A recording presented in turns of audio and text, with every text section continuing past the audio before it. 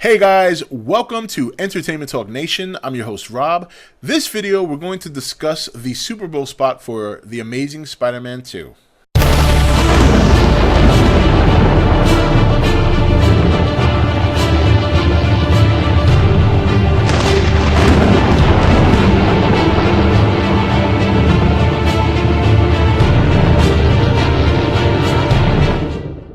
Okay guys, welcome back. So The Amazing Spider-Man 2, we've kind of been saturated with this, and the Super Bowl spot, yes, did show a couple of new scenes, but for the most part, we saw a lot of what they showed.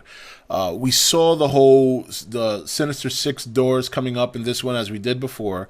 We still see the mysterious figure with the hat and the trench coat that we saw at the very end of the first movie, who to this day I'm still kind of predicting that that's Mysterio, but we'll see what happens. And the reason I predict that is because Norman Osborn still seems to be sick. Harry Osborn seems to have taken the Goblin role. We see Rhino in his big mech, which I love. I love that element. And of course, Jamie Foxx as Electro, which is going to be phenomenal. Such a great actor, and I think he's going to really embrace that role. And I think he's going to steal the show. One of the scenes that they showed that was relatively new was him saving Gwen Stacy. A couple of scenes with him fighting the Goblin. And, you know, I guess what I'm curious about at this point is whether or not he's going to have to face these three enemies at the same time, and I'm guessing that might be the case at some point.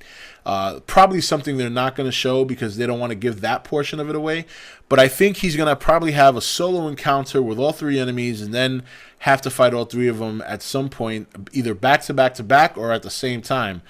I think it's looking to me like this movie is going to take a very, very Empire Strikes Back type of element, where I think Spidey in the end is going to lose or run off and lick his wounds, and then the third one come back. And, you know, I got to be honest, I don't know how he's going to take on three enemies, let alone six, because they did confirm that they're doing the Sinister Six.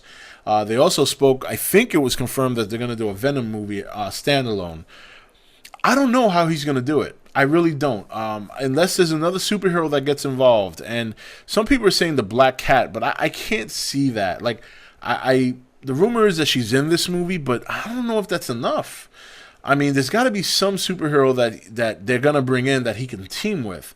I don't know if Sony has rights to any other superheroes, but if they have the Spider-Man universe, they more or less have access to a lot of superheroes, because a lot of superheroes have been in Spider-Man comics. You know, Wolverine, a couple of the Avengers, even X-Force. A little after X-Force came about, they were involved with Spider-Man for a little while. So he has dabbled in many portions of the Marvel universe, and I just can't see him taking on three enemies by himself. In terms of the Super Bowl spot, like I said, there wasn't really a lot that we haven't seen. Just, you know, a couple of, you know, obviously they showed Doc Ock's tentacles again. They showed the whole scene.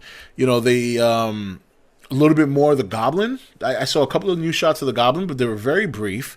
Obviously, like I said, the shot with Gwen Stacy and him saving her, and her dangling by one of his webs. That's going to be interesting to see how that plays out. The Rhino in his mech, Electro. I mean, they you know, we've more or less seen everything. I don't think there's much more they can show without giving away the movie at this point.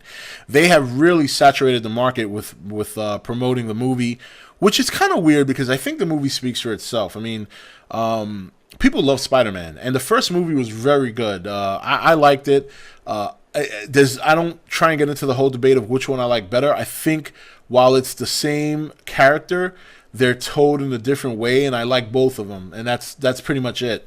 But I think this one is going to be a huge step up because the Lizard was somewhat of a weak villain. At least they portrayed him that way.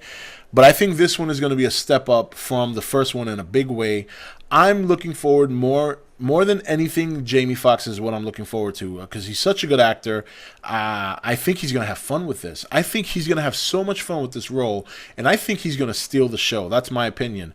But I think for the most part, there's going to be a lot of shrouded mystery in this movie that we haven't seen even though we've seen a lot in terms of footage, I think in terms of story, we're going to see a lot of development in what's to come in the Spider-Man universe. We got some hints of that during the trailer when, there's a scene in the last trailer where you could see Venom's name on a list, and Harry's talking about basically how they've been observing different people and observing Peter as well. So, and then there's a story about his father. So I think as much as they're showing, there's still a lot that we don't know about. And I think that's what's going to make the movie exciting, and I think that's what's going to make it compelling, and we'll see what happens. April and May is going to be a fantastic time to be at the movies. We're not that far from it now. We're already in February. A couple of good movies coming out soon, and then we're going to hit the ground running in April with Captain America, and then taking us right into May where we got Spider-Man, Godzilla, and the X-Men. So let's see what happens, guys. Anyway, that's it for this video. Spider-Man, we pretty much know everything there is to know in terms of what we've seen, and man, it's exciting. Very, very exciting time to be at the movies, so I can't wait. Just a couple more months and we have a lot of good stuff to go out and watch. Anyway, guys, take it easy, and I'll see you next video.